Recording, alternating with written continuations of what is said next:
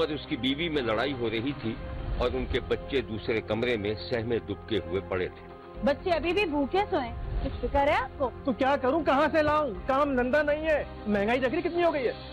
तो क्या करें, बच्चों को भूखा मार दूं क्या? हाँ मार दे, जान छूटे मेरी बच्चों से, बच्चों को मार दूं।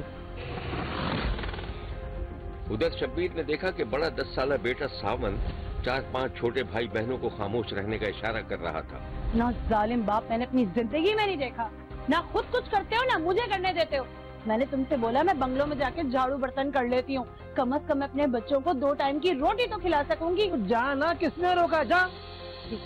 मैं चली जाती हूँ लोगों की गुलामी करने और तुम ये सुकून से बैठे रहो। देख मेरा दिमाग खराब नहीं कि दफा हो यहाँ से, जा। और जब उसे लगा कि माँ बाप में से कोई उधर आने वाला है तो वो भी सब बच्चों के साथ दुबक कर सोने की अदाकारी करने लगा। गुलामी करने के लिए दिमाग खराब कर दी। नादिया झुंझला कर उठी, लाइट बंद की और खामोशी से बच्चों के पास जाकर लेट गई।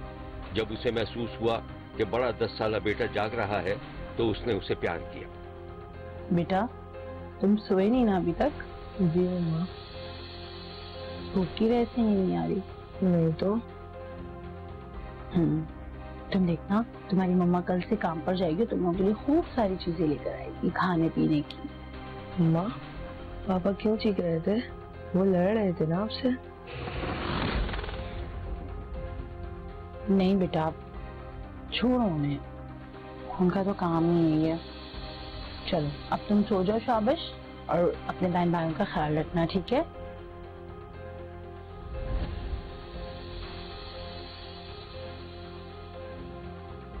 सलीम और नादिया की 15 बरस पहले शादी हुई थी। उनके 4 बेटे और 2 बेटियां थीं। सबसे बड़ा बेटा सावन 10 बरस का था। सलीम मुबैना तौर पर कामकाज नहीं करता था, गुस्से का तेज था और शकी मिजाज भी था। हालात से मजबूर होकर नादिया ने बंगलों में काम करना शुरू किया तो बच्चों को 2 वक्त की रोटी और कपड़े मिलने लगे। लेकिन शौहर बीवी पर शक करने लगा। शब्बीर ने देखा कि नादिया झाड़ू पोछे से फारिग होकर किचन में धुले हुए बर्तन रख रही थी कि उसे मालिकन ने आवाज दी। नादिया काम खत्म हो जाए तो मेरे पास आना। नादिया ने जल्दी से अपने दुपट्टे से हाथ साफ किए और मालिकन के सामने पहुंच गई। जी बेगम साहिबा। नादिया ये थैले में कुछ कपड़े हैं, ये तुम ले जाना, मेरा ख्याल है तुम्हारे बच्चों के आ जाएंगे। अच्छा, और फ्रिज में कुछ खाना रखा है, जाते हो वो भी ले जाना। ठीक है, काम खत्म हो गया तुम्हारा? जी बाबा। अच्छा रुको, सुनो, जो बात करनी थी वो तो मैं भूल ही गई। कल हमारे यहाँ कुछ मेहमान आ रहे हैं, दावत है, घर में बताकर आना। अगर देर सवेर हो जाए कोई परेशानी की बात नहीं है, मैं तुम्हें छुड़वा दूंगी। जी ठीक है। नादिया ने कपड़ों का थैला उठाया, किचन से खाना निकालकर एक थैले में भरा और दरवाजे से बाहर निकल गई। अब नादिया के बच्चे मुनासिब कपड़े भी पहनने लगे थे और उनको अच्छा खाने को भी मिल रहा था। और तो और मालकन के दिए हुए खिलौनों से भी बच्चे खेलने लगे थे। दूसरी तरफ नादिया का शौहर ये सोचने पर मजबूर हो गया था कि उसकी बीवी पर इतनी मेहरबानी क्यों की जा रही थी। अब उसे तरह तरह के ख्याल और वसवसे सता रहे थे। शब्बीर ने देखा कि नादिया का शौहर शुकूक व शुबहात में मुब्तला था और कहीं ख्यालों में खोया हुआ था।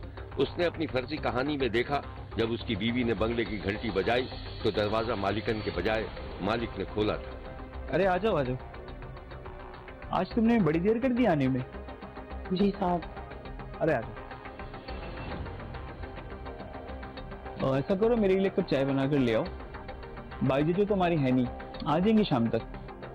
लेकिन अरे अरे, परेशान होने की कोई बात नहीं है। हाँ, जी।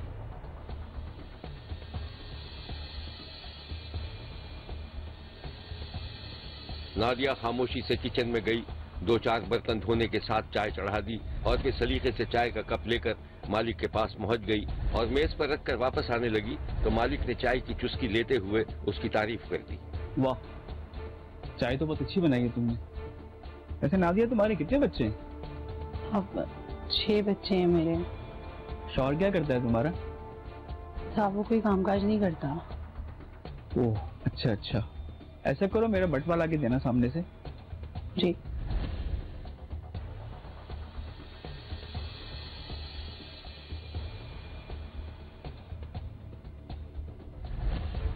ऐसे करो, ये रख लो।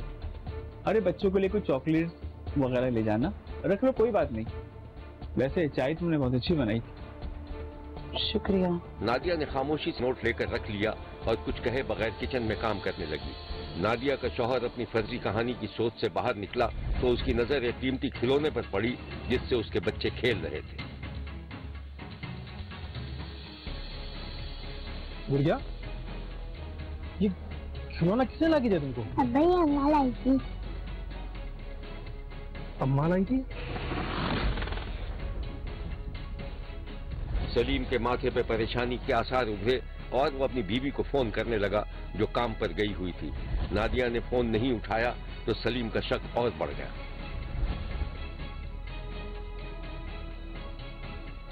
नादिया और सलीम के दरमियान दूरियां बढ़ती जा रही थी और एक दिन तो उसे बिल्कुल यकीन हो गया कि उसकी बीवी मुबैना बदकिरदारी से पैसे कमा रही थी। हुआ ये कि सलीम ने घड़ी की तरफ देखा तो रात के 11 बज रहे थे और नादिया अभी तक काम से वापस नहीं आई थी। सलीम ने नादिया को फोन किया तो उस वक्त वो मालिक के साथ गाड़ी में घर आ रही थी। नादिया ने जैसे ही फोन पर हेलो कहा तो उसी वक्त मालिक ने भी नादिया से दाएं या बाएं मुड़ने का पूछा।